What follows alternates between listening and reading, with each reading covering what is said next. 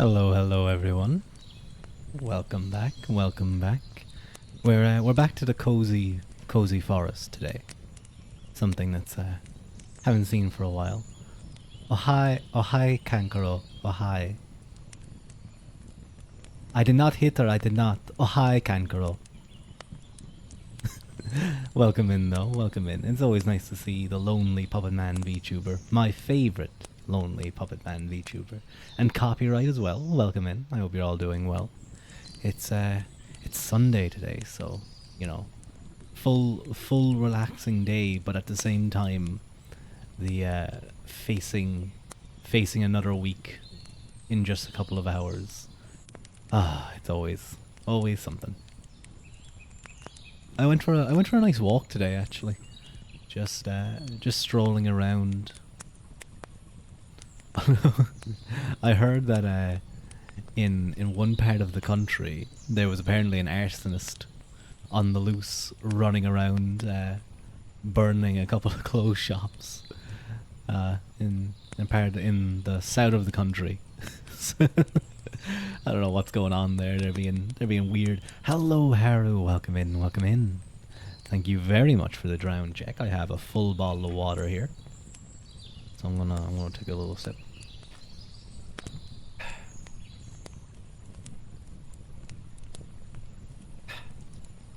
Thank you very much. I hope everyone has been well. That they've had a relaxing weekend.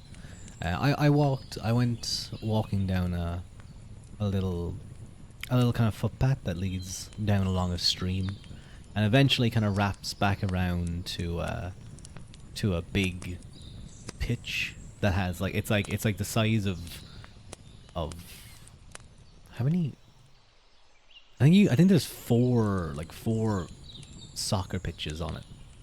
It's not a very well maintained and kept pitch, especially during this time when there's not much being played. But it's still a nice big kind of open area, and kind of wraps back around then into another walkway. I didn't go down that way because that would have taken me another hour. But just strolling, listening to the birds. They weren't as loud as these guys here today, but I saw some cute things. I saw some bunnies as well. They were just hiding in the trees, and then they dashed into kind of the open green when I came near. Then they ran again. Oh, they're so cute. They're so cute. They just hang about. Sometimes you can see loads of them. Like, you'll go past certain areas, and for some reason they just hang around there. I always think it's so strange that, like, there's some areas where I know that loads of cars are always driving by, but the bunnies don't mind at all. They just sit. They can be sitting like on a little grass mound that's right next to the road, and you have trucks and stuff driving past, and they're just happily sitting there eating some grass, not a care in the world. Although that must be weird with like their sense of watching out for things as well, though. Like, if there's all these sounds, how well are they, keeping an ear out for like foxes and stuff? Who knows? Who knows? Ooh, I got some. I'm sure some of you saw, but I got some skebs in, and I was really happy with them. Really happy. I had another skeb, and I was a little disappointed. I had a skeb. Not it hadn't started yet, but I requested it, but it got cancelled by the artist, and thankfully I saw on their Twitter that they were like, oh,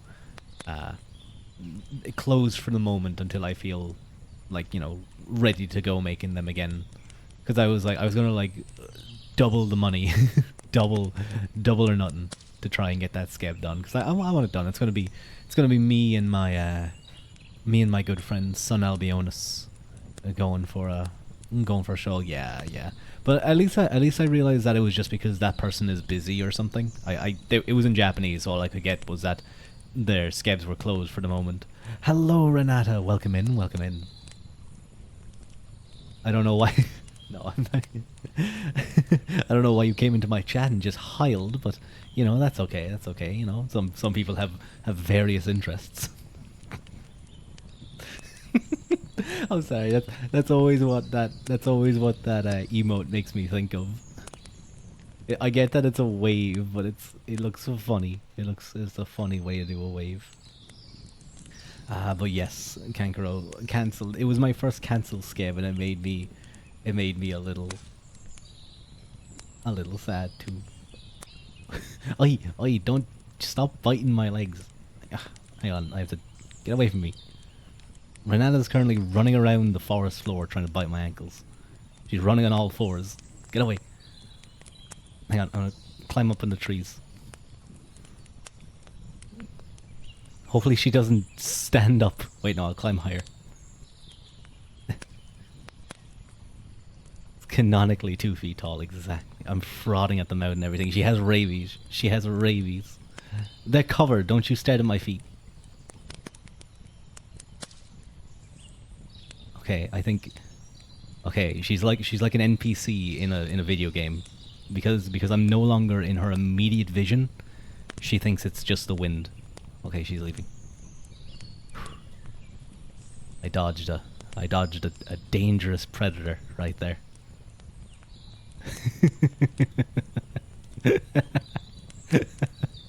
Hello, clever. Yeah, she was frothing at the mouth. It was really weird. I think she must have like Renata rabies. That's like regular rabies, but they don't make you die. They just turn you into like a rabid fan of BL. And a really good artist too, I suppose. Maybe it has something to do with that. And then you die like 2 months later because like there can only be one Renata. It's not like lycanthropy where like it will turn you into another Renata. It just you get like this boost in creativity and it kills you. It's fucked up disease.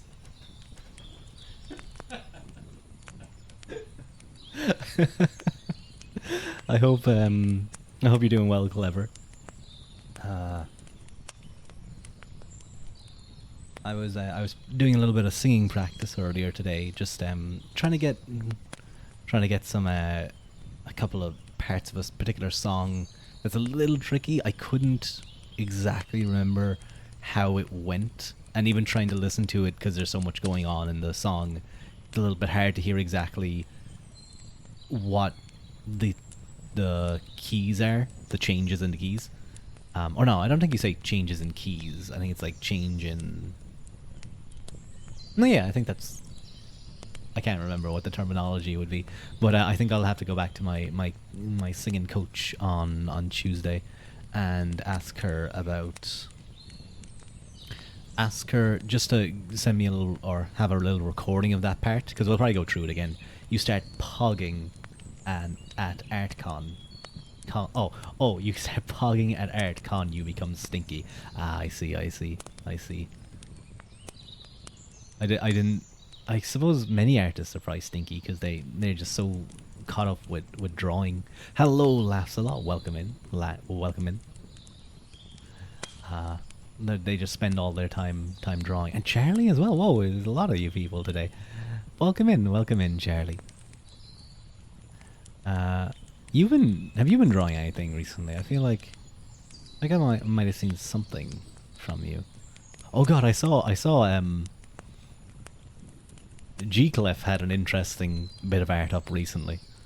I for one could, even if I had the talent to draw, I don't think I would have the willingness to draw such a thing. Yeah. Interesting is what we'll call it, Kankuro. Very, very interesting. But it's not like, I mean, to be fair, you guys were watching me bathe like yesterday on in a piece of art. So I mean, you guys are little perverts. So I could see you guys wanting. you might have missed that piece of that skebbed art. Laughs a lot. Cleanliness is next to godliness. Exactly. Someday I will have a model, and I'll be like, I can be like in a in the river bathing, and then I'll also be reading a book about like theology, and we'll. It's super safe. So exactly, it's all about just being clean. But you did miss a bit of skebbed art laughs a lot. If you check the Discord, because I don't. I'm gonna be busy with homework. No worries, clever. Enjoy having me in the background, I suppose. I did a little doodle on Sir Shabby, and I'm currently drawing something silly. Ooh, I'll look forward to seeing it. I don't know what something silly. Silly could be anything. I hope it's good though. Oh, actually, that reminds me. I don't know why that reminds me, but I may have my first proper collab coming up a little bit soon. Ooh, I never asked them. Uh-oh. I probably should have asked them if it was okay to mention it. Right now. I might hold off on just straight mentioning it, but it will be sometime in next Saturday if it does go ahead. It'll be a virtual novel reading. I have no idea, but I won't tell. I won't say who. I won't say who. Because it might be like, oh, we're waiting, do like some. Oh, no, if I have to do like some coordinated post where we all post at like the same time, it's like, oh, ugh, effort. I have to do things with other people. Oh no. That's not gonna go well. But I'm looking forward to doing something like that. I've been wanting to collab with someone for a while. I did a little thing with Daya before where I just joined one of his streams, one of his I think it was his celebratory stream, and I just chilled out with him and Sun for a while, just chatting. And I think we both sung Barbie Girl while he was in the shower. What a weird stream that was. But that's just the average Daya stream. It really is. Still can't believe I missed that. I haven't shown it on stream because that. Oh, the Barbie Girl in the shower thing. Yeah, he was. He does it every now and again. I don't know why. I guess it might be a redeem of his. But we were trying to sing Barbie Girl at the same time. He was. How is Mike carries over? I don't know either. He must just turn off any and all. Maybe his streamer kit is in his bathroom. Maybe he streams from the bathroom. Just look. It's very important that you regularly steam your PC. It's very important that you regularly steam your PC because that makes sure it's working properly. It's like when we go into a steam room, it kind of helps us relax. It's the exact same with your PC. There's literally nothing that could go wrong if you bring your PC into a steam room. If anything, if you don't, it's neglect.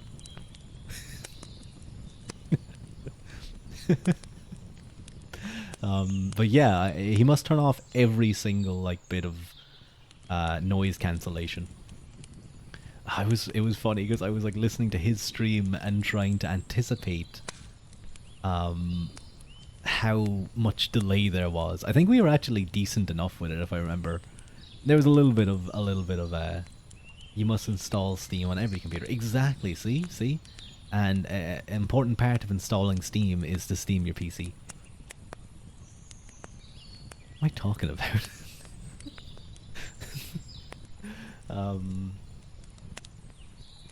But today's stream is going to be just a little bit of a reading stream, and I think I might aim for about maybe 20-ish pages or so. I know we'll finish a chapter very quickly because it's only a couple of pages, and then I'm not too sure what we'll move into.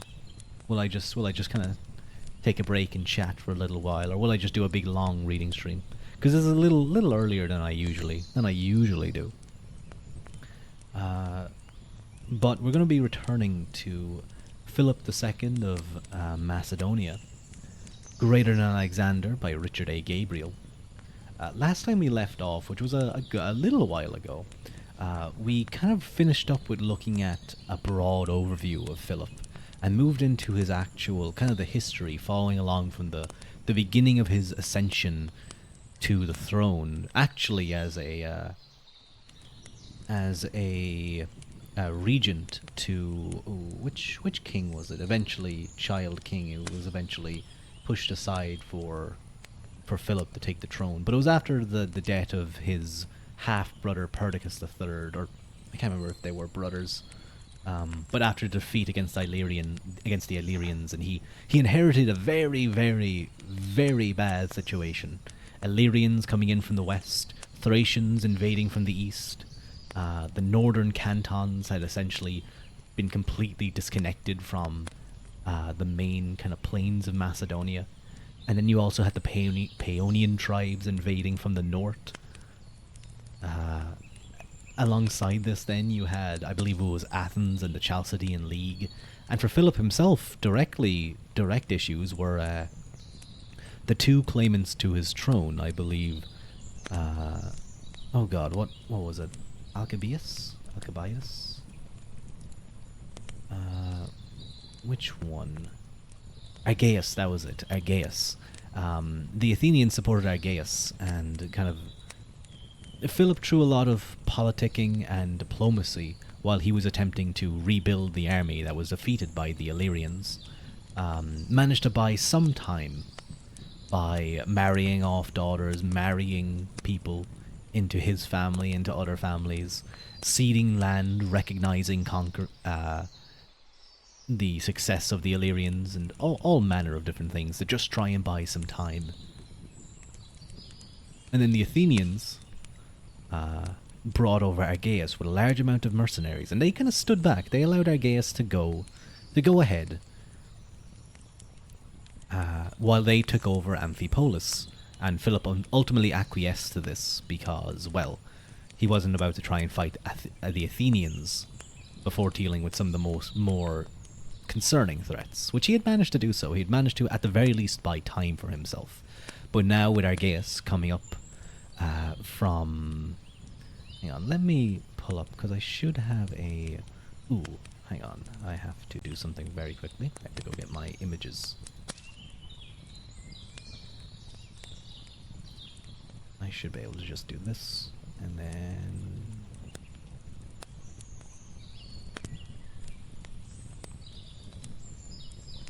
There we go. Let's see which one is... Yeah, so this is a good idea of where Philip was when he took over, when he became effectively king of Macedonia, very much hemmed in from all these different areas. That's not the one I want. Actually, yeah, no, that one's probably fine. The Athenians wanted Amphipolis, which is... Where's my point? I have to go get my point as well. Hang on. I forgot to copy over some things to some other files. There we go, perfect. They wanted Amphipolis for its large amount of resources. They managed to get this because Philip acquiesced to it, but they sailed over to Pydna and sent Argaeus up to Aegae to attempt to siege it down, while Philip marched to meet them. They eventually met at a place known as the Levadi River, where, in the first instance of Philip's new Macedonian phalanx and the companion cavalry, they found themselves completely victorious over a hardened, experienced, veteran-filled mercenary group of hoplite warriors. And it was really the first time, and a harbinger of things to come, for the rest of Greece, and eventually all of the Eastern world. This first victory of the Macedonian way of combat.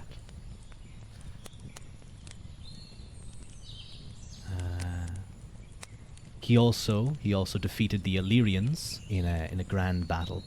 It's really big on that map. It does, and it goes. I think it's because like Thracia's probably just meant to be kind of this region, but like you'd have loads of different tribes ultimately. You'd have the Tribalia, the Scythia, and then there'd probably be loads of different tribes. Like it probably wasn't one kingdom. It was probably a bunch of things. And then you also have Byzantium, before it was a major city, and other areas that were controlled. I also forgot about the Chalcidian League down here. But they come into things later.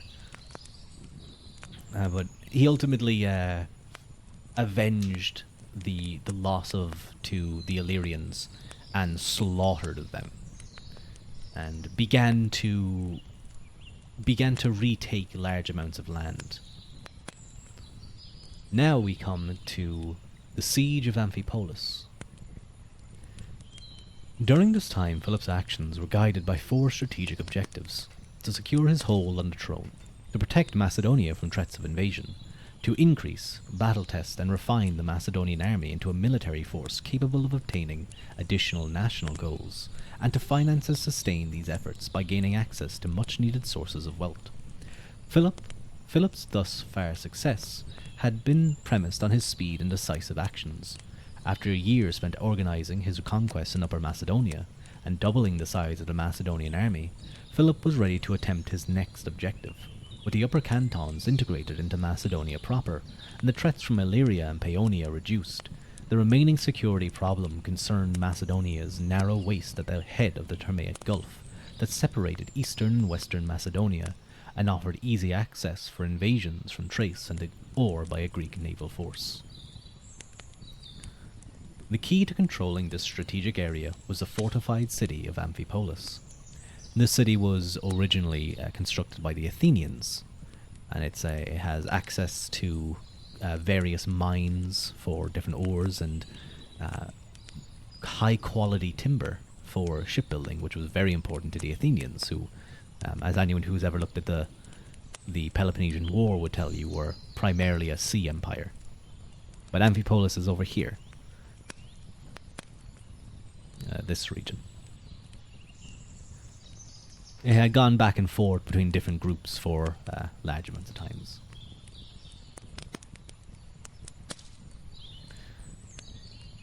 Where were we? The key to controlling the strategic area was the fortified city of Amphipolis. The city maintained the only crossing point with a permanent bridge over the lower Strymon River, and Athens had tried on several occasions to retake the city. Athens saw Amphipolis as an important base from which it could project power into the Thermaic Gulf, protect its source of shipbuilding materials, and guard the land route to Byzantium over which a hostile army could march and disrupt its vital supply of imported grain. From Philip's perspective, the city blocked any Macedonian attempt to expand east into Thrace and obtain access to gold and silver producing regions. Strategically, Amphipolis was a door that swung both ways. Compounding Philip's security concerns were the pro-Athenian cities along the Macedonian coast and on the Chalcidian peninsula that could serve as naval and land bases for a large-scale invasion of Macedonia. Chief among these was Methone, located 30 miles south of Pella. It had been in an Athenian possession since 364 BC, and its population had resisted efforts at incorporation into Macedonia. Philip had not forgotten that Methone had served as a base of operations for the Athenian invasion force that supported Argaeus' claim to the Macedonian throne. Its excellent fortifications, pro-Athenian population, and strategic location made the city a significant threat to Macedonian security. So we have Methone down here, and then there's also Argae, which I believe they'll speak a little bit about. Pydna, another coastal city 5 miles south of Methone, had been in Athenian possession since 364 BC as well, after it was captured by Timotheus. Its population remained mostly Macedonian. However, the people were subject to the authority of Athenian settlers, who remained strongly pro-Athenian in their sympathies. 20 miles across the gulf from Methone was Potidea, located at Palani, the narrowest part of the western Chalcidian peninsula. Originally a Corinthian colony, it had been won by Athens in 364 BC. In 361 BC, the city requested that Athens send its settlers who could help strengthen Potidea against retaliation from the Chalcidian League. An Athenian garrison followed, and Potidea became an important Athenian naval base in the Thermaic Gulf. To secure Macedonia from seaborne invasion, Philip would have to neutralize these cities. So you essentially have Methone, Pydna, Potidea, and Amphipolis. And these are essentially all controlled by Athens. And you can see why having probably one of the strongest Greek factions with direct access to almost the heartland of your country is not a very good thing. All the while you also have the Chalcidian League here on the Three Fingers, another threat from the sea, or at least from the south. By 357 BC, his army had increased to 20,000 infantry and 600 cavalry, a force significant to deal with any seaborne force landing at his back. Philip went after Amphipolis. He first made diplomatic overtures, trying to bring the city into the Macedonian orbit without violence. However, the city's ruling faction feared Macedonia more than it did Athens, and refused. Philip brought up his engineers and siege train and took Amphipolis under assault in the spring. The city's walls were massive, the Athenians themselves having tried and failed to take the city twice by isolation and starvation, though it was thought it was impregnable. The city's governors appealed to Athens for help. By the time the city's envoys reached Athens with their appeal, and considering the time it would take for Athens to raise a significant relief force, it was already late summer. The Etesian winds began to blow, making it impossible for Athenian ships to sail against them and reach Amphipolis. Athens did, however, send 2 envoys to negotiate with Philip. That was probably a very smart move by Philip. The particular timing of that invasion, he knew that it would take a long time for them to reach Athens, and they wouldn't be able to sail against them for quite some time. It was unclear what they discussed. According to Theopompus and Demosthenes, a secret pact was struck with Philip. Once he had taken Amphipolis, he promised to turn it over to Athens in return for Pydna. Whatever Philip promised is unknown, but the Athenians thought they had a deal in betraying Pydna. Amphipolis fell in 5 months. Diodorus tells us that, having applied siege engines to the walls and launched continuous and vigorous attacks, he knocked down part of the wall with his battering rams, entering the city through the breach and slaying many. He won control of the city. He exiled those who were ill-disposed towards him, but treated the remainder with lenience. In autumn 357 BC, Philip, quote, straight away reduced Pydna. The Athenians waited for Philip to turn Amphipolis over to them. It would be a long wait.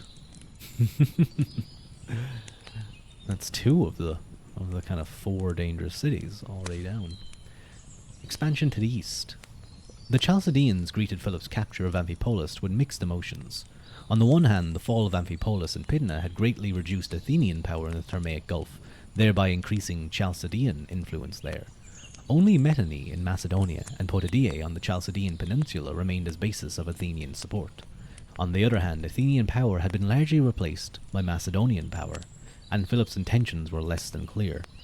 In the 380s BC, the Chalcidian League, led by the powerful city of Olynthus, had captured parts of the Macedonian coast and occupied Pella. There was no reason to suspect that Philip had forgotten the incident. In Philip's view, Olynthus and the 33 cities of the Chalcidian League that it led had to be carefully handled. Olynthus alone had 10,000 hoplites and 1,000 cavalry at its disposal, including numerous light infantry and warships that could transport troops across the Gulf to attack the Macedonian coast. When combined with the military force of the League cities, Olynthus and its allies presented a significant military threat to Philip. Moreover, whatever ambitions Philip might have had for Thrace, he had to consider the geographic reality that Olynthus and its allies sat on his line of communications to Thrace, essentially making any Macedonian expansion into Thrace dependent on the acquiescence of Olynthus and the Chalcidian League. In some manner, then, Philip had to secure good relations with Olynthus, if only in the short run until a more permanent solution could be found. After the fall of Pydna, Philip opened negotiations with Olynthus and proposed an alliance. In return, Philip offered to capture the Athenian naval base at Potidaea and turn it over to the League. The basis of the proposal was that both Olynthus and Philip had mutual interests in driving the Athenians completely out of the Thermaic Gulf. Oh wow, that would effectively give the Chalcidian League complete control over the Chalcidian Peninsula, essentially. In proposing a pact with Olynthos,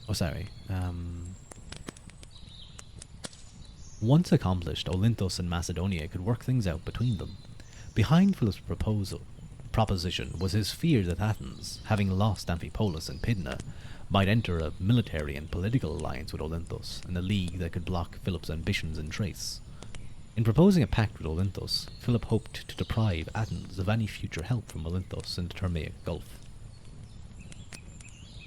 The agreement was signed in the winter of 356 BC, and that spring, Philip attacked Potidæa.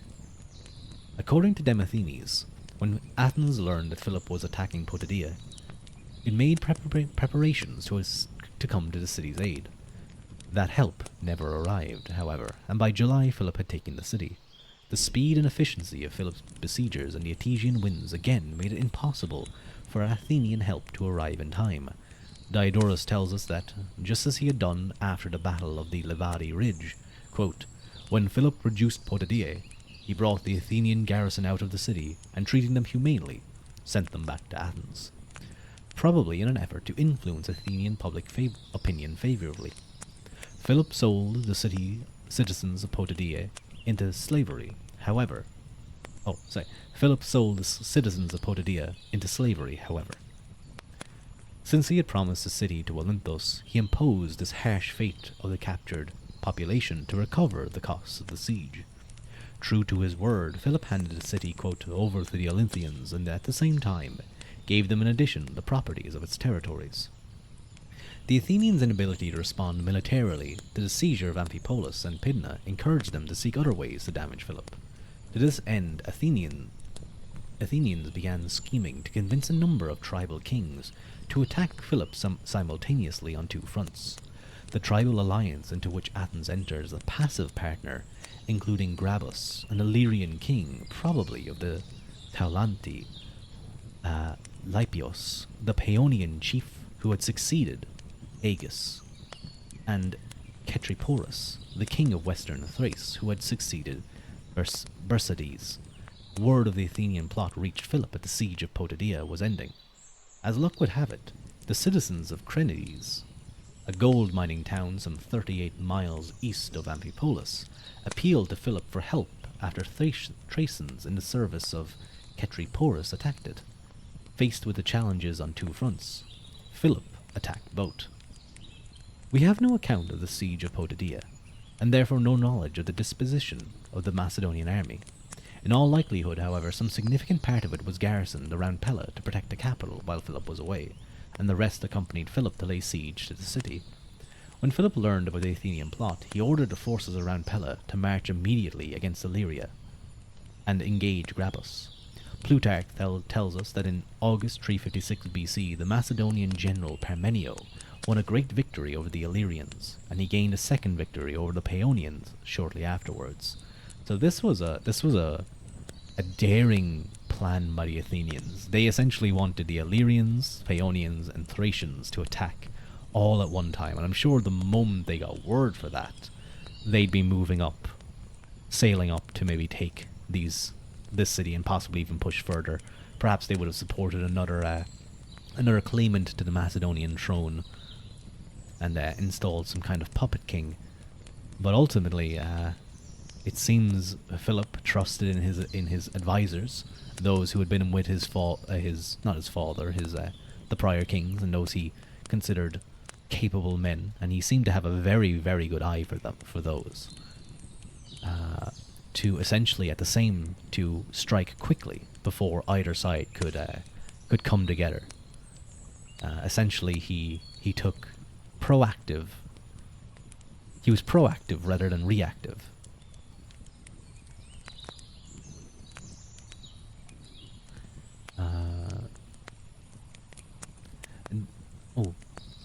Diodorus tells us the Macedonians struck while the enemies, quote, were still in the process of assembling their armies. Once again, Macedonian speed and logistical reach had been decisive. At about the same time, Philip marched north and east from Potidæa to Crenides, attacked Cetriporus' Thracians, and occupied the town. The alliance with Athens had ended in disaster for all three kings, with Philip triumphing all around.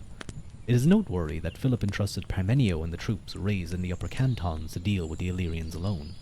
His decision suggests that Philip's policy of integrating the Upper Cantons peoples and aristocrats into the Macedonian nation-state was already succeeding.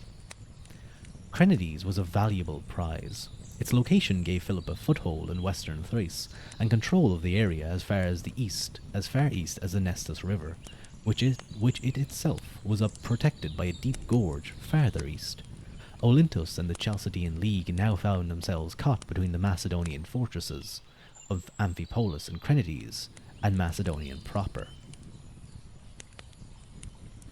Any future attempt to deal with Philip by force was now fraught with the risk of military disaster. Crenides had great potential economic value. It was the centre of the gold and silver mining area situated north and west of the mines of Mount Pangaeus. Until the capture of the town, these mines, quote, were wholly paltry and unimportant. When Philip resettled large numbers of Macedonians in town, he sent along miners and other experts to improve the mines and, quote, by means of new equipment, he augmented their production to such an extent that they were able to produce for him a revenue of more than 1,000 talents, or some 300,000 gold pieces annually. He used these gold starters, which he called Philips, or Philippoi, to pay and equip his army, which included mercenaries for the first time. Philip fortified the town with walls and towers and later drained the marshy plain, transforming it into productive agricultural land. Philip ordered the construction of 3 ships for the new Macedonian navy, which would protect Crenides from Athenian assault by sea. The importance of Crenides to Philip's larger strategic design in Thrace was evident in the new name he chose for the place. He called it Philippi, after himself. And it's this city over here. Right here. So you can see now he's effectively cut off the Chalcidians from any sort of even being able to just kind of sail up here, or if they had some control along these areas, because you can see there's Greek occupied kind of cities just along the coast. They're effectively now hemmed in further and further. In 3 years, Philip had unified Macedonia, inflicted crushing defeats on the Illyrians and Paeonians, put down 2 attempts by his rivals, with the aid of foreign governments, to depose him, freed the Macedonian coast of all but one of its foreign bases, captured the fortress of Amphipolis, destroyed the naval base at Potidea, neutralized the Chalcidian threat, driven Athenian influence from the Thermaic Gulf and pushed into Thrace, extending Macedonian power east to the Nestus River. Incorporating the Upper Cantons had doubled the size and population of Philip's kingdom, and his addition of Amphipolis, Pydna, and the western areas of Thrace by 355 BC increased his kingdom by another third. To bring Thrace within his operational reach, Philip began to construct and outfit the first navy in Macedonia's history. Finally, he began to place Macedonia itself on a sound economic footing by developing its infrastructure and integrating its towns and cities into a single economic entity. In July 356 BC, Olympias presented Philip with a son. Philip named him Alexander. That's the end of that little chapter. It is really impressive. I think the historical limits of ethnic Macedonia here is probably similar to how much he probably controlled at this point in 3 years. Probably, perhaps even a little deeper in some areas. But when you consider the situation he found himself in, inheriting a kingdom that had just suffered a serious loss, its army essentially wiped out, various different claimants constantly constantly vying and trying to get political outsiders to assist them, tribes coming in from all sides. The fact that he was able to turn it around so effectively, it's incredible. It really is. And like Alexander always had. Sure, Alexander had difficult times. He was in a foreign country, trying to take over a huge land and a huge power that cannot be understated. But I don't think Alexander ever really had a situation like this. Well, actually, no. Hang on. There might be a few times when perhaps he had some area, he had points where he was in danger of losing it all. You know, he really had to win. I suppose that's one thing that I will say about Alexander is it's very possible that Philip could have. I think he did as well. He does lose. He's not like Alexander, who won effectively every engagement. Alexander did. There's a few points where like he got ambushed going along some paths, and like he had to pull his men back. But after like a week or two, they got through in the end. So I'd say that, like, you know, that's still ultimately a win because the strategic aim was to get through. He may have been held up, but they got where they wanted to go. But it's a situation where, you know, if they were to lose, if Alexander was to lose even a single battle, even sort of badly, they're far away from home. They're likely not going to have any support. The moment word gets out that he lost, various revolts are probably going to spring up everywhere.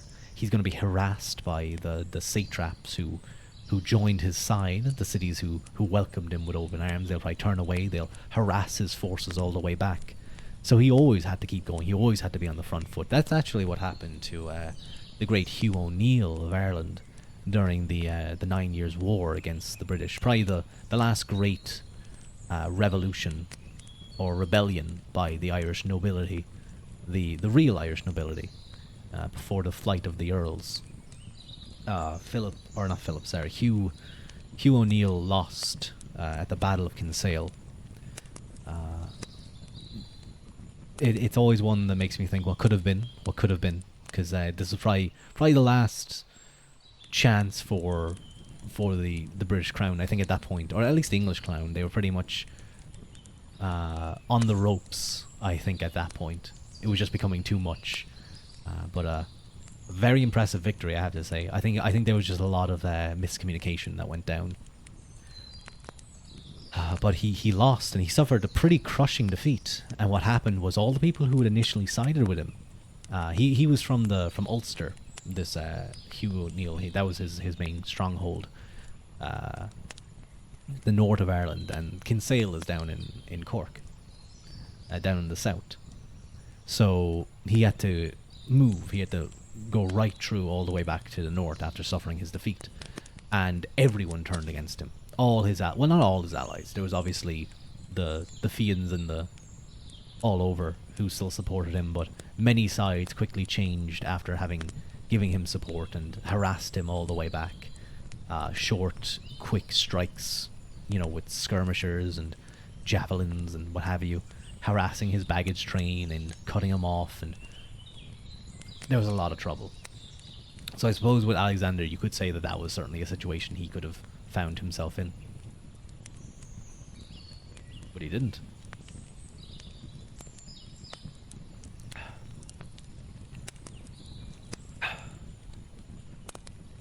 Sorry, I have to drink some water.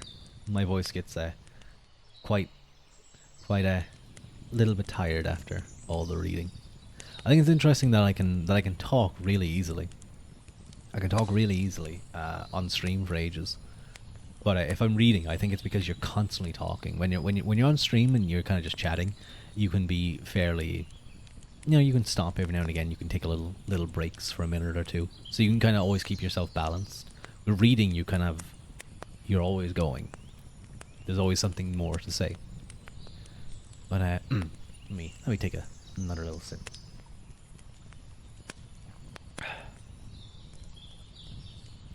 Okay, let's start on to Chapter 5, Thessaly and the Sacred War. The year the year 358 BC had already been an eventful one for Philip, having fought battles with an untested army against Argaeus and his mercenaries. Then, Lypios and his Paeonians, and finally the critically important campaign against Bardalus of Illyria. Now he was deeply engaged in rebuilding the Macedonian army, and assimilating the population and aristocrats of the upper cantons in the Macedonian national state.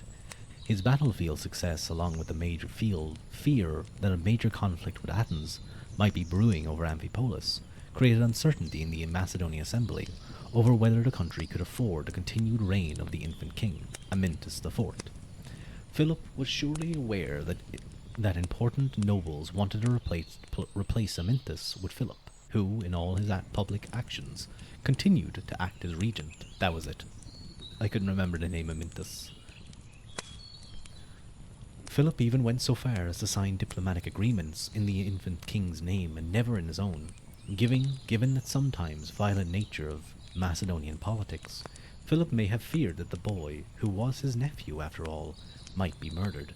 These considerations and planning the attack on Amphipolis must have weighed heavily on his mind.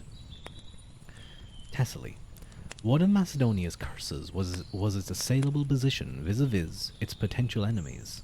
Thessaly to the south had easy geographic access to Macedonia in times of conflict, and on a number of occasions in the recent past had attacked and occupied parts of the country. The coast road from the valley of Tempe in the north left Macedonia's coastal cities and its sacred shrine at Dium vulnerable to invasion, as did the Cambunian mountains, eastern passes at Maluna and Volostana that debouched. What? I have no idea what that word means. Debouched on the open plains of the Haliacmon River Valley. Thessaly was a gateway to invading Macedonia from the south, and the route that Thebes, Athens, and any hostile coalition of Greek states could use to attack the country. I actually meant to check the notes at the end of the chapter, my bad. There's notes for each chapter. Let me get back just in case there's anything important.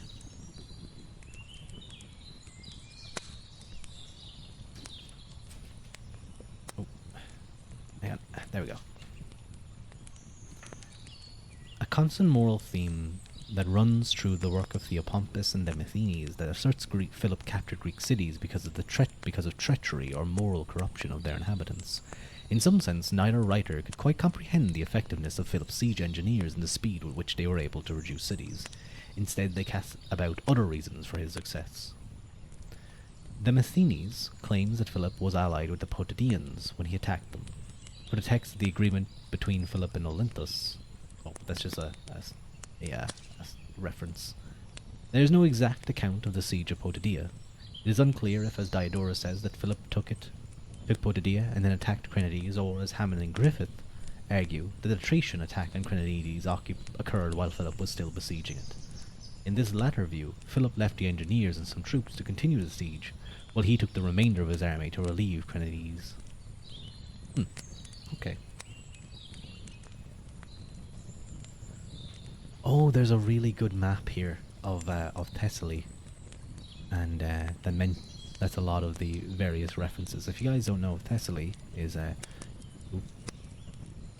moved you. No, stop. There we go. This region down here. Now, I'm actually, if you guys will give me 2 seconds, I'm just going to take a quick photo and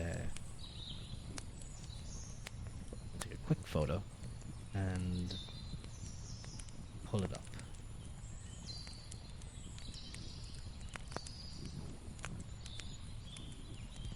This will take a little bit.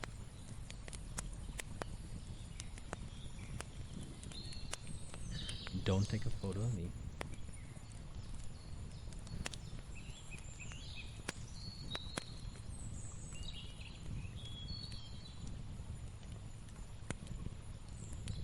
That looks good.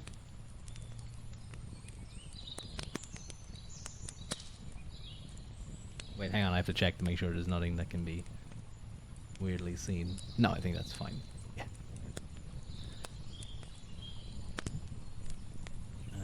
Where are we? Drive. Excuse me a moment.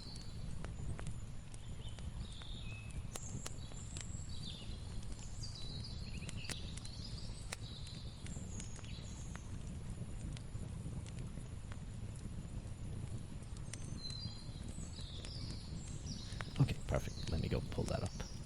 Sorry, I should have checked that earlier. Do you guys type anything in when you want to get to like your drive or anything. I always just clicked like AWAFD, hit search, and then I can access the tree buttons or the 9 buttons.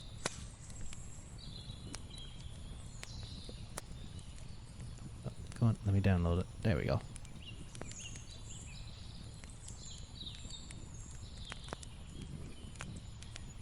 We have another map. Let's go. I love maps. They're so cool. And they make it way easier to understand what the hell I'm talking about. There we go. Perfect. Nope, that's not perfect. That's covering you guys. There we go. So you can see a lot of the passes here and the roads that lead up to Macedonia proper, which is just a little bit north of here.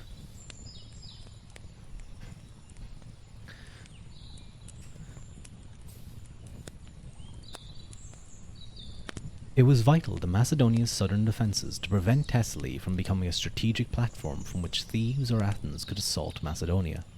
Thessaly was an important power in its own right and had enough resources to threaten Macedonia. I believe as well, Thessaly is a little bit different from the other Greek states because it has a lot of wide open plains that there was many more horses used in those areas. It was among the largest and richest of the Greek states, with sufficient agriculture and natural resources and an outlet at the sea at Pagassae that permitted a substantial and lucrative trade. It was also capable of raising large cavalry armies from its many cities. Estimates of a number of cavalry that a united Thessaly could raise range from 3,000 to 6,000 horse warriors. Thessalian cavalry had been the best in Greece until eclipsed by Macedonian cavalry, but it was still admired and equally feared throughout Greece, even in Macedonia, especially with that size. Jesus, that's a massive horse army for this time period. Thessalian horses were excellent mounts, known for their size and endurance, and were highly prized, despite their often tremendous cost. Bucephalus, Alexander the Great's famous Thessalian horse, was said to have cost 13 talents, a staggering sum. In the past 2 centuries, the political situation in Thessaly had been favourable to Macedonia, in that the country was divided into numerous cities, ruled by aristocrats whose rivalries had effectively prohibited the establishment of a strong national government. This political fragmentation sometimes caused the powerful aristocratic armies of rival cities to ask outside parties for diplomatic and military help in handling their competitors. In 401 BC, the city of Larissa asked Macedonia's king, Archelaus, to intervene in one of the disputes, and in 369 BC, Alexander II intervened again on Larissa's behalf against the tyrants of Pherae. Sometimes, however, the opposite occurred, with Macedonia requesting Thessaly's intervention. Thus, Thessalian forces of arms restored Philip's father to the throne after the civil war, and at least for a time, Macedonia was functionally a Thessalian protectorate. It was therefore not without precedent when in October 358 BC, Gnaeus, the head of the powerful Aleonde family that ruled Larissa, requested that Philip intervene in his quarrel with the tyrants of Pherae. So let's take a quick glance at some of these named areas and find out where we're looking at. So we have the Pherae down here, where there's supposedly some tyrants. Area of Perea. Mount Olympus is over here, all the passes, some rivers. You have Halys, Oreus on Euboea, Volos, Pagassae. So let me double check who it was that ruled Larissa. Where is Larissa? I don't see it on the map, unless I'm blind. Lamia, I see. Oh, there it is. There it is. It was being blocked a little bit. Larissa, right here. So these guys are requesting support from up north, from Philip. Right in the center, of course. I missed the one that was centrally located. Macedonia's policy towards Thessaly had always been to play one city against another and prevent the rise of a powerful national state governed effectively from the center. To this end, which I suppose would be Pherae, to this end Macedonia had occupied parts of Thessaly for significant periods, as when King Archelaus seized the important border province of Perrhaebia and took 10 sons of Larician aristocrats as hostages. The policy of encouraging domestic division and turmoil began to fail around 380 BC, when Jason of Pherae raised a powerful army and tried to unify the country. Jason's army was said to number 8,000 cavalry and 20,000 hoplite mercenaries, a force large enough to encourage Philip's father to seek a non-aggression pact with Jason. Jason was assassinated in 370 BC and replaced by his nephew Alexander II, who eventually exceeded his uncle's tyrannical behavior. In reaction, the leaders of the traditional aristocratic families of the other Thessalian cities formed a military alliance, the Thessalian League, to oppose the tyrant of Pherae. The country divided into two camps, one led by Larissa and comprised the cities of the inland plain, the other led by Pherae, which controlled the coastal towns and cities, the most important of which was the port of Pagasae. In the late summer of 358 BC, an assassin cut Alexander of Pherae down. In an effort to exploit the opportunity, Cneius of Larissa invited Philip to intervene in Thessaly. Man, it's fucking intrigue. I love it.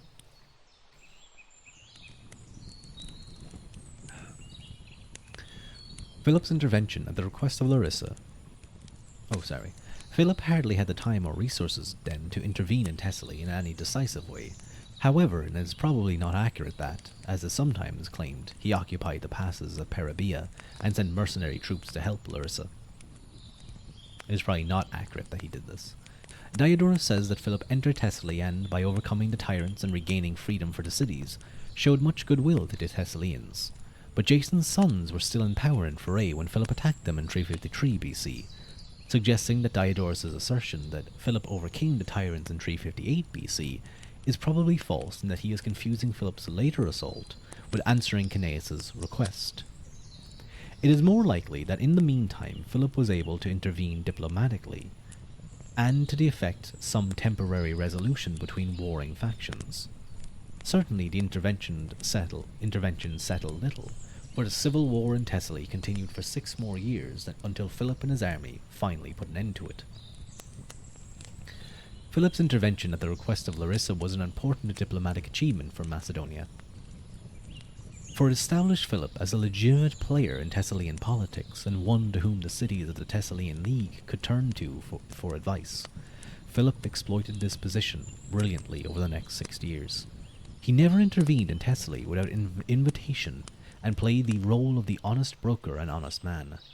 Philip threw extravagant parties for his Thessalian friends and acquired friends among the aristocracies of all the important cities. As would become his standard practice, he conferred expensive gifts and honors upon important nobles, and even extended his largesse to people of the lower classes. To demonstrate his sincere commitment to Thessaly, Philip married a Thessalian girl, Philinia of Larissa, in 358 BC. As noted in Chapter 1, she was the mother of Arrhidaeus, Philip's first son, who I believe was a little bit slow, a little bit special, so to speak. He was eventually, if I am thinking correctly, I believe it was Arrhidaeus. He survived Alexander, was made co-king with Alexander's unborn son of his Persian wife, who turned out to be a son, and they were effectively both used as political pawns by the various successors in a time when they weren't necessarily the successors, but they still supposedly ruled a unified empire that eventually, and after a couple of years, fell apart into their respective areas. Here we see Philip at his diplomatic best, ingratiating himself with the powerful for their future usefulness, while always keeping his own interests uppermost in mind. Philip had substantial long-term interests to attend to in Thessaly. Good relations with Thessaly meant security for Macedonia, because the invasion routes through the Thessalian passes to Macedonia could be protected perhaps even by Macedonian garrisons, or at the least, by forces friendly to Philip. Philip's allies in Thessaly could also be called upon to provide him with contingents of cavalry during his campaigns. Politically, a substantive involvement in Thessalian politics brought Philip into contact, if only at first tangentially, with the Greeks' states to the south. Over the long run, Macedonia, allied with Thessaly, presented a strong barrier to Theban or Athenian attack from the south. Alternatively, of course, such an alliance presented a future gateway for Philip's forces to invade Greece. Philip's policy of gradually ingratiating himself with Thessalian rulers was a long-term bet that Philip hoped one day to collect. Over the next 6 years, and even after he had gained Thessalian submission, Philip always employed diplomacy and reasonableness instead of war to gain his ends. Polyaenus thus described Philip's efforts to win Thessaly. Quote, "Although he wanted to acquire Thessaly, Philip did not openly wage war against the Thessalians. But when the Pellenians were at war with the Pharsalians, the Pharanians were at war with the Carcians, and other Thessalians had taken sides, he always responded positively to requests for aid. When he won, he did not exile the losers, take away their arms, or knock down their walls. He supported, rather than destroyed, factions, took care of the weak, brought down the most powerful, was a friend to the people, and cultivated the popular leaders. By these stratagems, Philip mastered Thessaly, not by arms." Philip became a familiar figure in a number of Thessalian cities and befriended important nobles, who saw him as someone to be trusted and relied on for his judgment and goodwill. By 355 BC, everyone loved Philip. The Siege of Metony.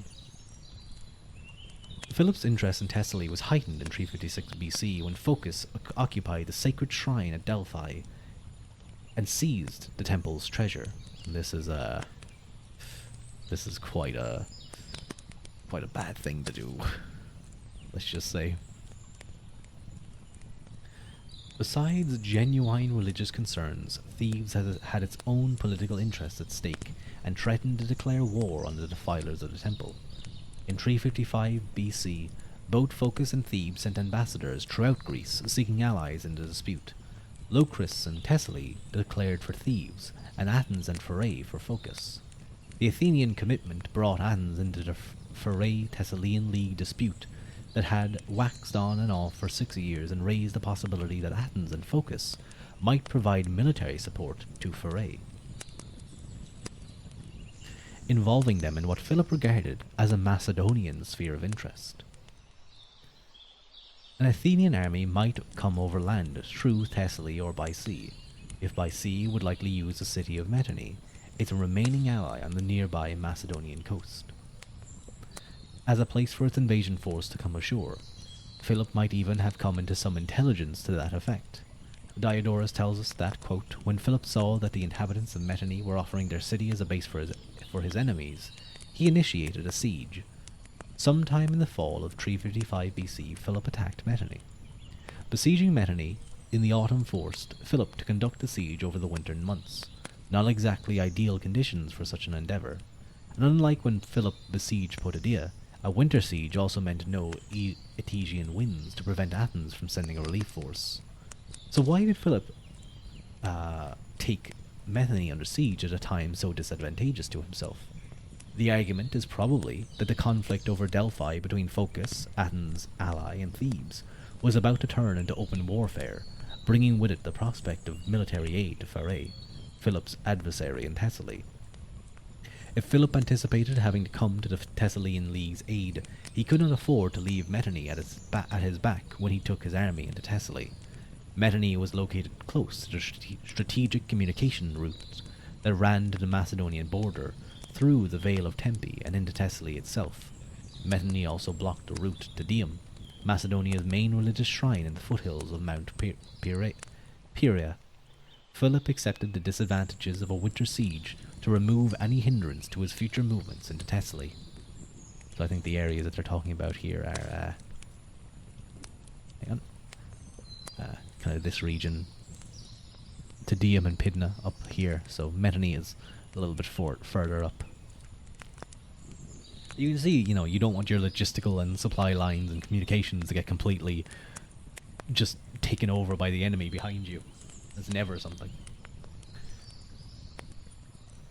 Philip offered Metony the chance to surrender, but it refused. Metony had good defences, and the siege went on for months. With all their bases in the Thermaic Gulf already gone, Athens decided to fight to keep control of Methone, and assembled a relief expedition to try and raise the siege. By December, an Athenian force of unknown size was ready to set sail for Methone. Just when the relief expedition arrived is unclear, but it must have been around the time when Philip was wounded in his eye.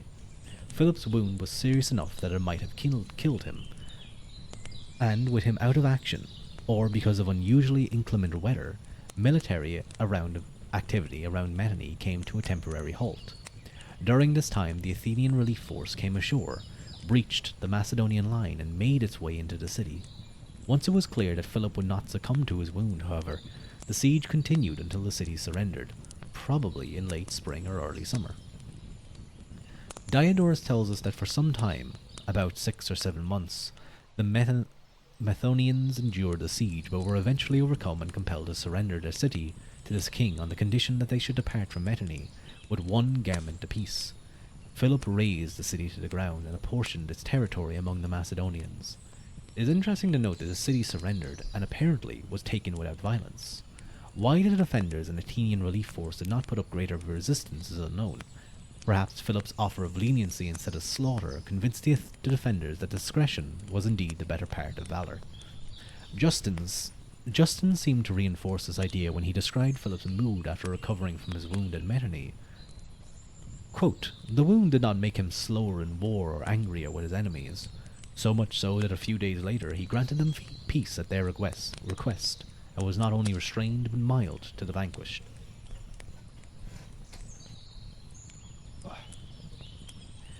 It is unclear whether the city was actually razed to the ground, as Diodorus says, for it would have made no military sense to capture such a well-fortified and prosperous city on Macedonian land only to destroy it. Diodorus's claim that Philip apportioned its territory among the Macedonians suggests that the city was not destroyed and that parcels of land were distributed among those of Philip's soldiers who distinguished themselves during the siege. It is also unlikely that the city's entire population left with only the clothes on their back. Many of the local Greeks owned property and land there and would have been encouraged to remain to keep the economy functioning. Under these circumstances, Methone became a city of the Macedones, where the locals continued to work the land and shops and paid part of their produce and incomes to the new owners, Philip's veterans, who presumably were settled in the area as a military colony.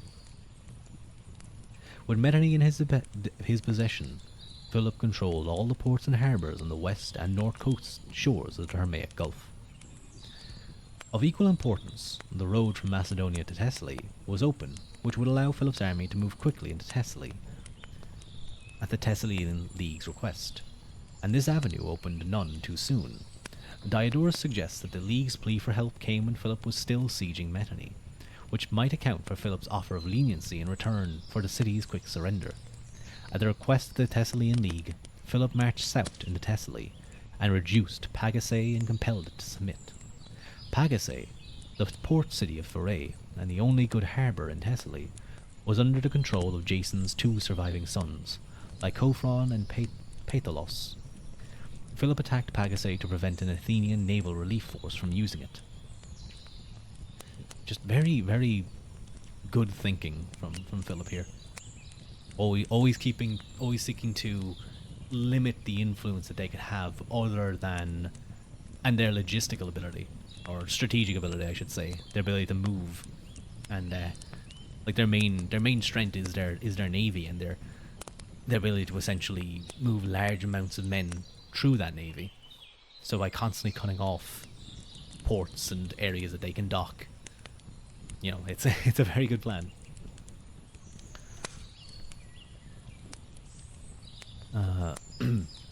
Philip probably assaulted the city in midsummer and captured it by autumn of 354 BC. We have no details regarding the attack on the city, but in any case the political consequences that followed are more important. In acting on the League's behalf, Philip had cast his lot in with and against Pherae. The problem was that Pherae was closely allied with Phocis and Athens, which were fighting with Thebes and Locris in the opening phases of what would come to be called the Sacred War. The League had also joined the alliance, but against Phocis and Pherae.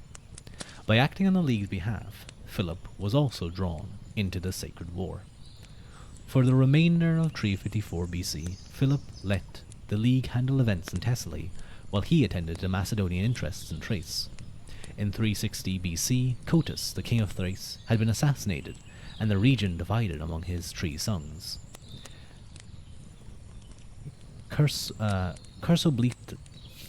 What a name.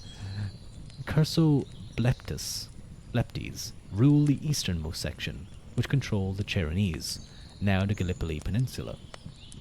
Cartopris governed the westernmost area, which included the Nestus River Valley and Crenades, and Amadocus ruled the region in between. It was Ketoporus who in 356 BC had foolishly joined the Illyrian-Paeonian alliance, which opposed Philip, which had ended in their defeat and Philip occupying Crenades in western Thrace. From the autumn 354 BC to early 353 BC, Philip undertook an expedition into Thrace. Accompanied by a small naval force, the first operational test of the new Macedonian navy, Philip pressed east beyond the Nestus into Amadocus' kingdom of Middle Thrace.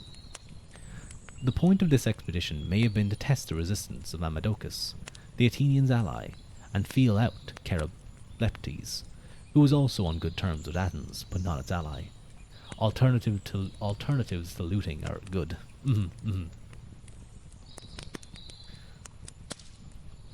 Athens regarded the latter's area, the Chersonese, as vital because it could be used as a base for those looking to interrupt its annual wheat shipments from the Black Sea. Philip and Cretobletes seem to have established some sort of alliance that Chersobletes saw as a counterweight to Athenian influence in eastern Thrace, while Philip regarded it as a means of demonstrating his influence in an area Athens considered significant. Nothing seems to have come of the expedition, except Philip despoiled the territories of Abdera, Maroneae, and Neapolis, Greek cities allied with Athens, to demonstrate his ability to strike across coastal Thrace and potentially threaten Athenian interests in the Chersonese. Next part is about the Sacred War itself. I might just see how long it is.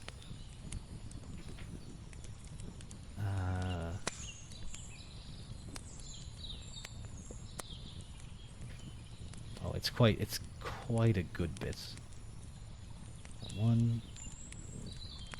Okay, what I might just do is do this quick. I'm guessing what is kind of a general introduction. It's only a couple of pages, and then I'm going to take a short, maybe break, and I might just chat for a little bit. Thank you, Lancelot, for the hydrate.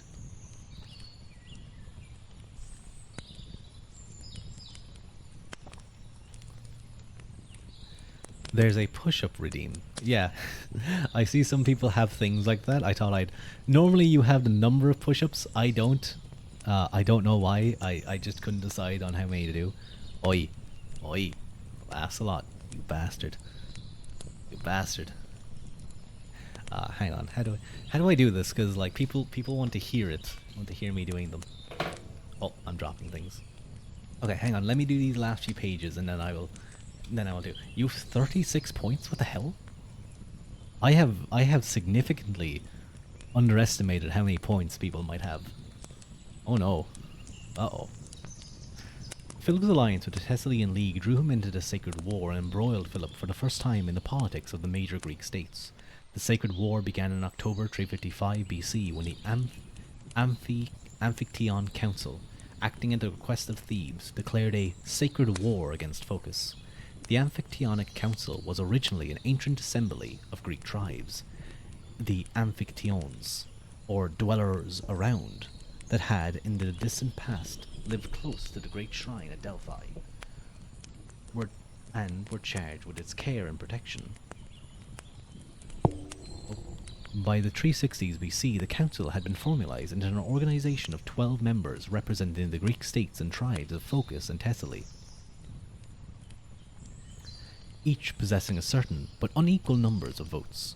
By 362 BC, the council was under control of Thebes and its allies, a fact symbolized by Thebes having been granted the formal right of precedence in consulting the oracle at Delphi. The war had its origins in the Phocians' refusal to send troops and help Thebes at the Battle of Mantineae in 362 BC. Angry Thebes sought to punish Phocas for its treachery. No doubt other issues of long standing also fed Theban fury. Phocas was not a major power. It had far less territory than Thebes had, and its population, settled in 22 cities, was small and incapable of raising a large army. In any conflict with Thebes, Phocas was almost certainly to be defeated. Phocas thus sought safety in alliances with Sparta, Athens, and the tyrants of Pherae in Thessaly. In 357 BC, Alexander of Pherae was assassinated, removing a key ally.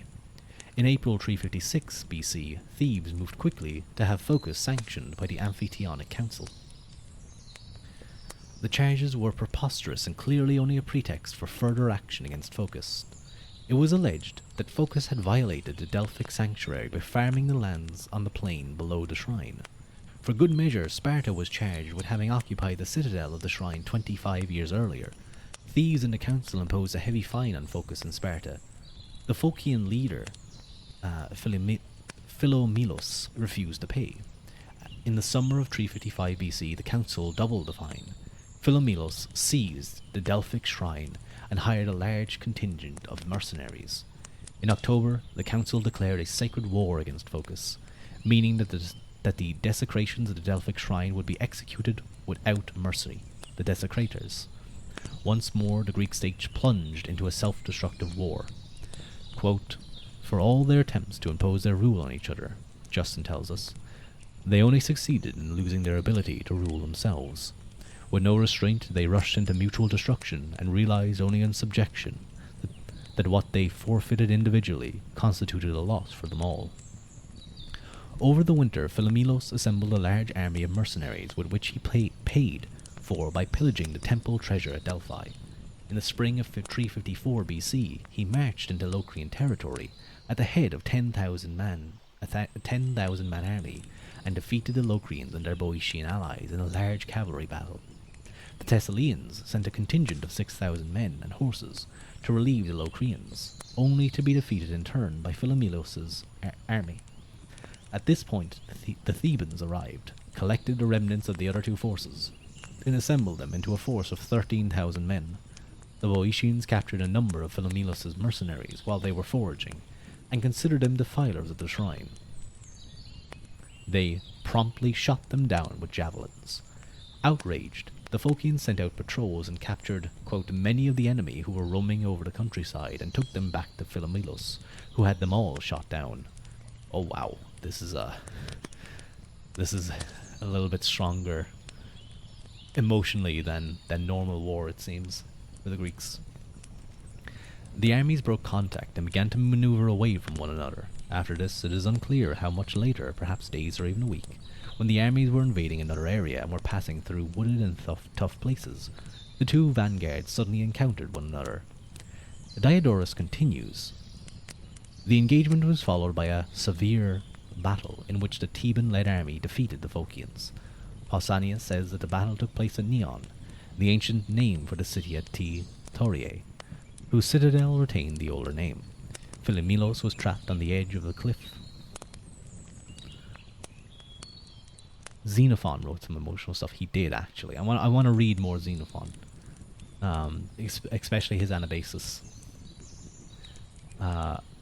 Philomelos was trapped on the edge of a cliff, and, quote, "because of fear that he would be tortured after capture, he threw himself down from a rock, and in this way paid the penalty to the god and terminated his life." Meanwhile, during the summer of 354 BC, Phillip captured the besieged Metone. It was then that Pausanias says Phillip joined the alliance of Thebes.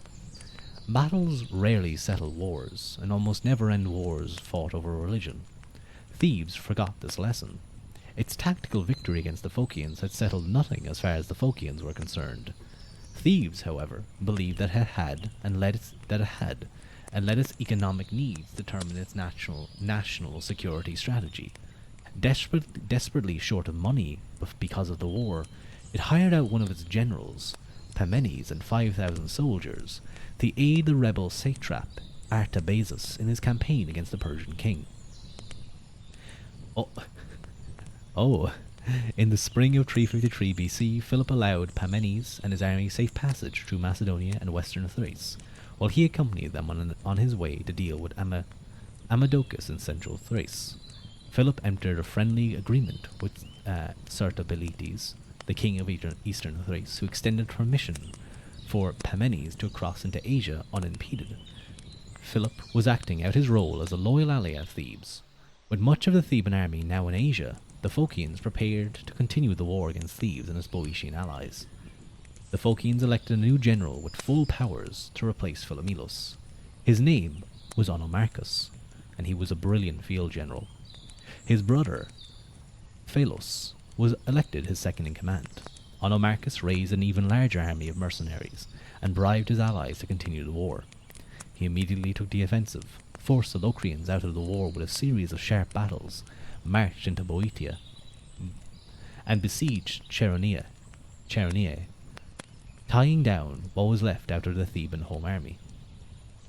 Philip was now back in Macedonia and in possession of Pagasae, which he had sieged after the successful siege of Metone the previous year. At the Thessalians' league request, Philip marched into Thessaly and prepared to attack Pherae, Phocus's ally in the war, in Thessaly. Philip was now deeply involved in conflicts with the major Greek states, and there was no turning back. And that would lead us on to a little sub-chapter called Ambush and Defeat, which we will get to next time. Xenophon wrote a bit on home economics. He also provides a more accurate account of Socrates. Well, there's so many different people who wrote about Socrates that it's very hard to say who is necessarily more accurate. Although I will say, I think obviously Plato was much more focused on the philosophical side of his philosophical ideas and put essentially his ideas in Socrates' mouth. I definitely want to read Anabasis, but now that I've finished, I will go do those push-ups. So, how many should I do? How many push-ups should I do? Like, I'll do like. I feel like 10 is like the normal amount of push-ups per, or like physical things that. Hang on, this might be a little loud. Okay, I just had to take my mic out of the thing. I'm currently holding it. I'll put it on the floor, and I don't know. I guess you guys might hear me doing the push-ups. But I feel like 10 is usually what people do for those type of things. So that's what I will do. Hang on. Let me get down. You might hear a bump. That's me putting you guys down. The ASMR section of this has officially ended. Hang on. I need to make room for myself. Oh, I can feel I can feel the warm air from my PC. Okay. So 10 quick push-ups. Get my slippers off.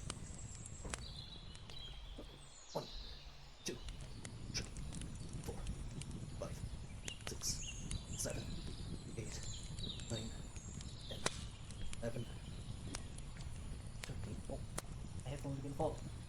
No. Okay. What was that? 13, 14, 15. I don't know how well you heard that, but I did about 15. My earphones started to fall off my headphones at about the 12th one, I think, and I was like, I can't get them. I had to try and throw them off.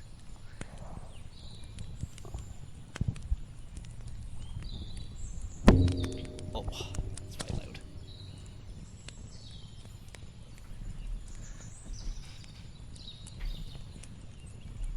Okay.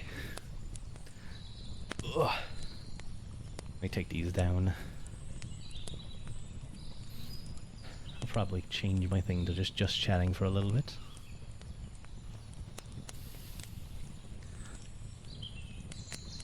Although usually at this point I don't know what to chat about.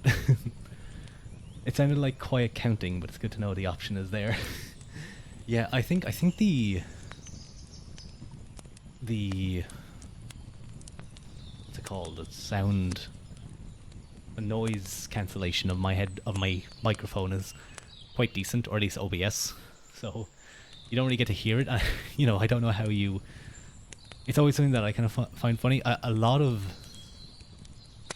I've known quite a few ENV tubers who do things like that, and you'll hear them struggling doing sit-ups and stuff like that. So just a quick bang at push-ups. But yeah, I probably have to put the microphone closer to where I'm like coming down, so I can push up. I did about 15, so. Let me check. I might just take just like 5 minutes to leave my throat relax, because it's a little bit scritchy. Get Daya in here for some heartbeat ASMR. Yeah, do like, make me do like 50 push-ups or like something like that, and then heartbeat ASMR. That would be a good plan. Or better yet, convince me to put like jumping jacks or something that's like heart raising, like proper heart raising, and then we can try it. They could be an interesting thing to do during ASMR, because you definitely hear it a lot more than with the 3DO mic. Ooh, what time is it? It's only 10. It's not bad at all. I decided to stream a little earlier today.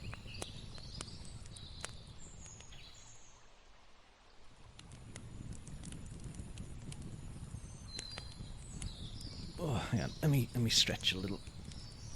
Oh. I'm just rolling my shoulders a little bit. The earlier streams are great. I have to be up for school tomorrow. I know. Do you have any cool teaching plans ready? I'm also trying to stream earlier on Sundays, because otherwise it doesn't go well for me the following day. It does not go well for me at all. I am very groggy for the rest of the day, especially because if I have to go in, I'm like falling asleep. I'm falling asleep just sitting down.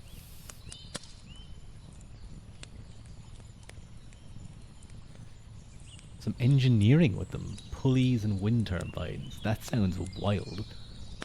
Aren't they like junior infants? Are you... I'm just imagining a bunch of junior infants, or like senior infants, like being made like child labor to work on a massive wind turbine. Like you give them little hammers and little harnesses, and then you strap them up, and they have to like hammer in and weld the giant turning part of the thing to the top of it.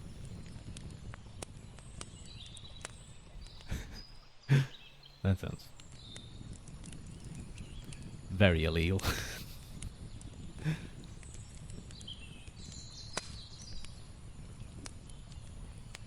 This is gonna be with the 5th and 6th. Ah, I see. Okay, yeah, that's less child labour-y, so that's okay. They're very talented. Oh, that's good to hear. A high level of people coming up through the things.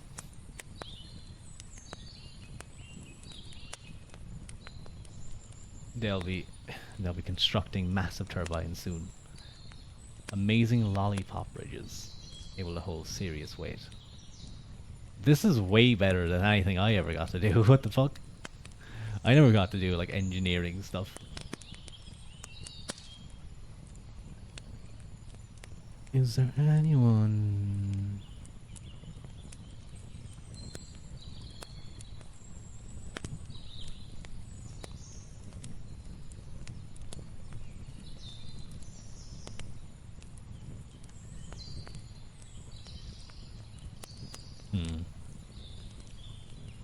More of a focus on STEM now at all ages. I see.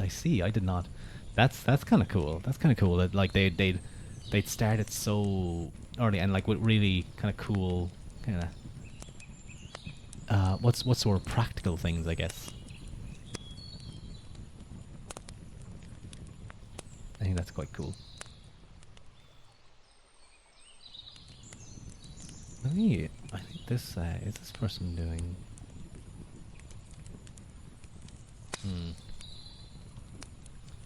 I think what I might do.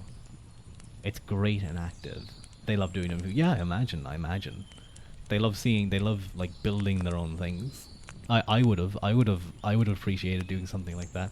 That would have been kind of cool. Uh,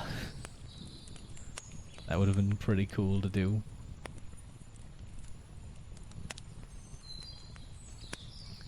But I might look for someone to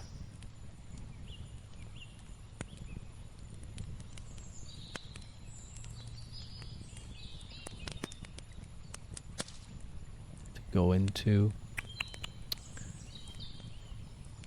You can change what you look like, right? Ruadh returns to primary school, Eric. um, not necessarily that strong. Not necessarily that strong at changing. But I can grow to 10 feet plus tall, so I can grow very, very tall. Maybe I can just put on like, I don't know, I'll figure something out. No wait, no, I'm not gonna come up with an idea. The exact opposite effect. I don't know, what if you had like a 16-foot tall or like 17-foot tall junior infant. That wouldn't raise any alarm bells.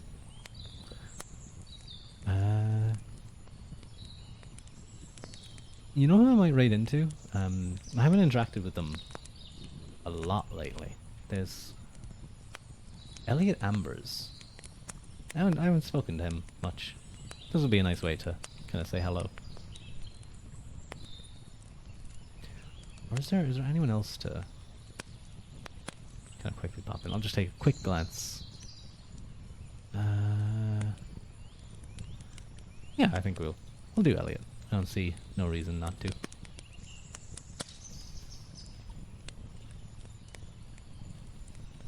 He seems nice. He's a nice model. Oh, there's a wiggly like dancing on his face. That was nice. That was nice to get a bit of reading done. I always say it. I'm gonna try and stream more. But I can say thankfully I finally managed to finish my first campaign of Pathfinder Kingmaker. I got the super secret ending by accident. I almost missed it, but I had everything I kind of played like a lawfully good character, but at the same time I was like I tried to save the nymph. I succeeded. I don't know if I will do another playthrough because that game took so long. although now that I know that I don't have to do turn-based every single fight. I can just leave fights play out. It'll probably be able to be a little bit quicker. But yeah, we're going to raid into Elliot.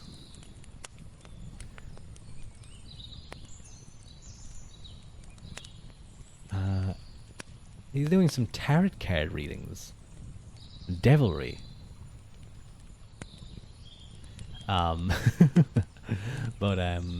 go give him some love. I think I missed that talk about that before. Is it like a Pathfinder? It is pretty much, yeah. It's like a Pathfinder. It's like it's Baldur's Gate 3, but like the Pathfinder version. Very fun, very fun. The first time I played that type of game, and I really, really enjoyed it. Really enjoyed. I'd love to actually do a tabletop RPG sometime, like a proper tabletop RPG, where I do things. Maybe I could do it as a collab. I think that could be a lot of fun. But it would probably have to be D&D first, because I have no idea about any other system. I understand D&D a little bit through like Critical Role and just watching videos about it. But it could be something different to try.